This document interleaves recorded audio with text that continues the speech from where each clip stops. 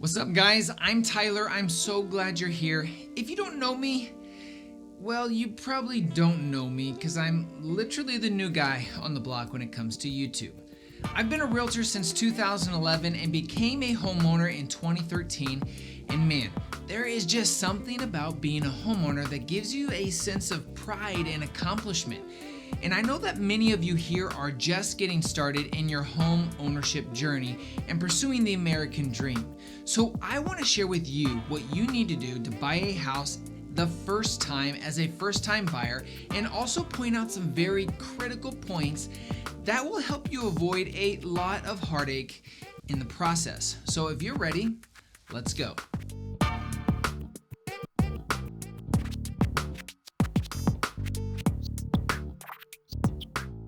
Now, there are 4 areas or criteria that you have to even qualify on purchasing a home. The first being your credit score. To be able to apply for a mortgage, you need to have at least a credit score that is above a 640 points. But in some cases, you may qualify with a credit of at least 580 with specific banks that help lower credit applicants. But this is all contingent on your location and the banks you have available to you. So you'll want to talk with one of your local realtors to get any specific recommendations when it comes to that. Now, this can be a very touchy subject to some, including myself. I mean, for the most part, your credit is a reflection of your history and past mistakes.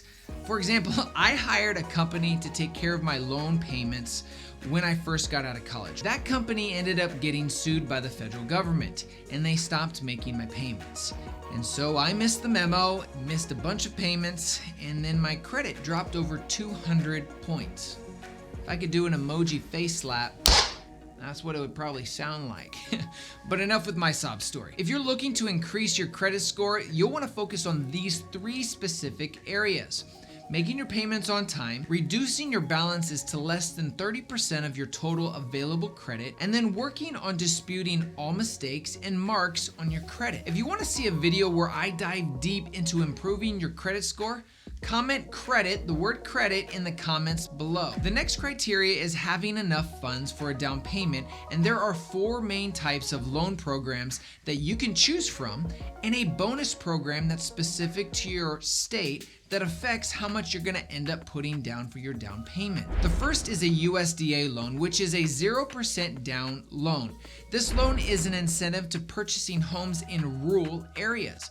You can go to the USDA website and see if there's a specific property that would qualify for a USDA loan. Next is a VA loan, which is specific to our military members that have or are serving in the U.S. Armed Forces. This is a phenomenal program, and it's a 0% down loan, but has been turned down by many sellers with other competing offers because of the additional inspections and appraisals that take place. The 2 most common loan programs that you'll have access to is an FHA loan, which is 3.5% down, or a conventional loan that's 5% down, or in some cases it could be 3% depending on your credit. And these are your options for loans. Plus, each state will also have a down payment assistance program for first-time home buyers where you can get your down payment covered at a super low interest rate. These are phenomenal programs and is definitely worth checking out to see if you qualify. Now, I say qualify because most, if not all, have an income requirement. If you're above that income, you don't qualify.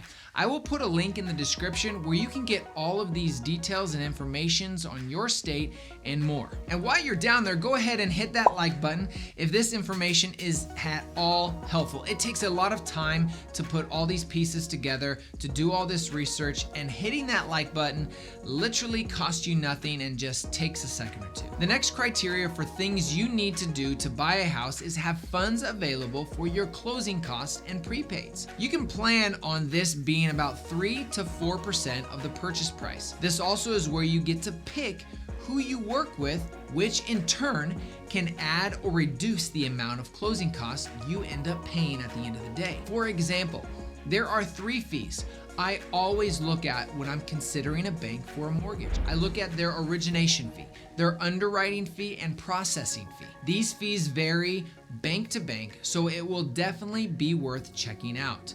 I made this video that goes over this and other bank options in more detail. I also took a deeper look at Costco Mortgage. They have a program and I found it very enticing if you are a Costco member. You can check out that video right here. You also have your choice in choosing insurance companies for your homeowner's insurance that could save you hundreds on your annual premium. The last thing is the title company.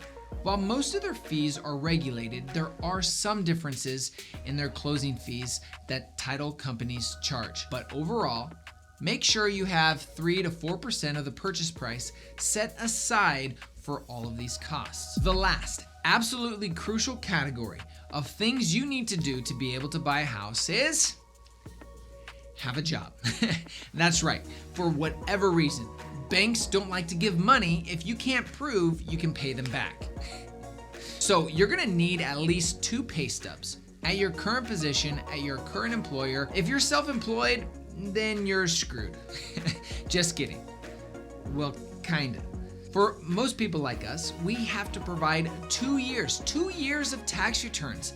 And if you don't have 2 years of tax returns, you're gonna find it very difficult to get the bank to give you a loan. The bank wants to see consistent income in your case, and consistent in their terms is 2 years. Okay, so those are the requirements that you need to have to even considering purchasing your first home. There are, however, a few other things you need to do in order to purchase a home. You need to make sure that you're going into this entire process with your eyes wide open.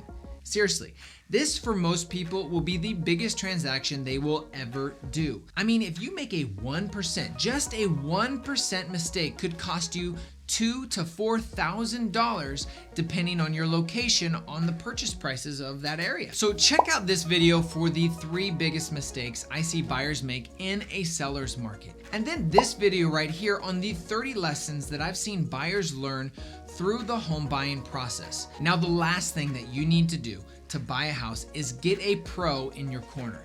Hiring the right realtor is so critically important to this process, and it's completely free to you. But you get all of their experience and benefits with what a realtor can bring to the table. Now, I'm not going to spend much time on this because I referenced this in the video I just referenced, and I go into this and how important this is to have an experienced realtor that you can really trust. Trust is the key word here. If you don't have a realtor and you would like me to connect you with an Icon agent, a trusted realtor in your area, go ahead and hit the link in the description or send me an email and I would be happy to connect you with a pro in your area. Guys, if you found this information helpful and you're still watching and you still have questions, hit me up in the comments below. I try to respond to every single one of my comments.